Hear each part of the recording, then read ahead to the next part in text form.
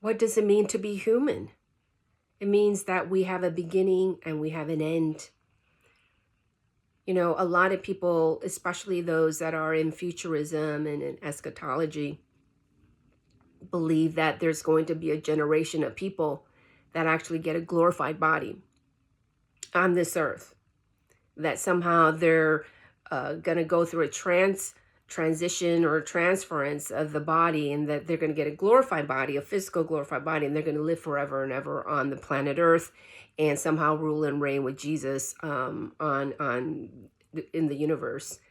And that kind of thinking is a total misinterpretation and misunderstanding of this concept of the headship and the body as presented in the Bible. See, the Bible is from an Eastern framework and a foundational cosmology. It is not Western at all. And in that Eastern world, you're talking about people that look at their world through a collective identity. It's not an individual identity. But in the West, in Western Christianity, that's how we've been trained and that's how we think about life. So we read the Bible as such because we are reading the Bible from our perspective and our point of view. And that's called eisegesis. We want to move away from that. We actually want to read the Bible from the perspective of the authors and the audience of the Bible. And that's a lot of what I teach at 153net. But here I just want to mention that this understanding of the Bible is very collective. It's not individual based. So when you're looking at a collective body framework, when Paul is talking about this glorified body, he's talking about a covenantal system that the original authors understood and were abiding by, and that they were all under death, covenantal death.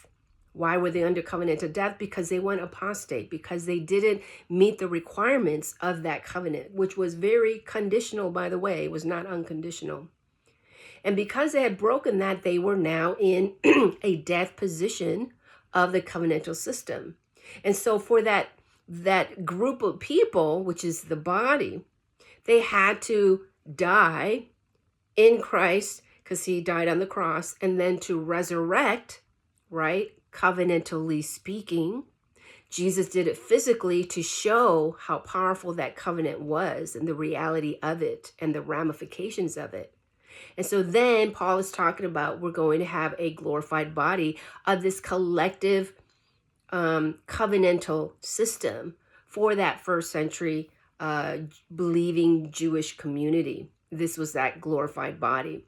So in that context, Paul is speaking of this glorified body. So when we misinterpret that and think that we're going to actually receive a glorified body physically, and that there's going to be a whole generation of people that don't have to die, we are actually, opening up a whole can of worms that doesn't need to be opened up at all, because that's not what the Bible is actually saying. And it's giving fantasy and ideas to people to make them feel special or chosen, because now they're going to, defeat death and don't have to go through it. And that's not the point of what Paul is saying in his writings. As you know, he was martyred.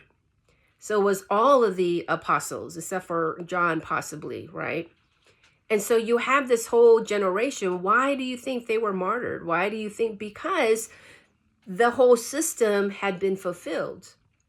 So what is there more to do, right? Now, there are followers, of course, and they were supposed to share the message that, hey, we are now the temple. We don't need a physical temple. We don't need physical anything, that it's really a consciousness and awareness that God now is with us. He dwells with us and he's doing life with us. So it is heaven on earth. That is what basically at the end of 70 AD, they were supposed to understand and grapple with. And it was mind-blowing a concept. That's why I'm saying Jesus was so ahead of his time.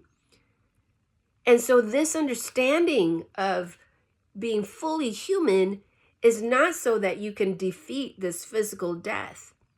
It's actually so that you can pass through it and go through it without fear.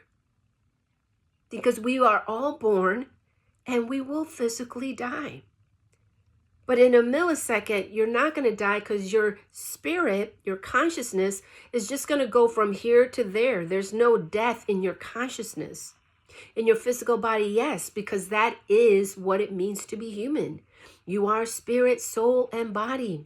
And it's for a very limited time. That's why we ought to be very grateful and very joyous to have this moment in space and time where we could actually experience this human experience. That's why you are here, and you have a whole lifetime to figure that out. And so here at Mercy Me Mentor, I am telling you, you are here not to become a saint, but you're to be fully human, to experience that, to develop that, to fully mature in it.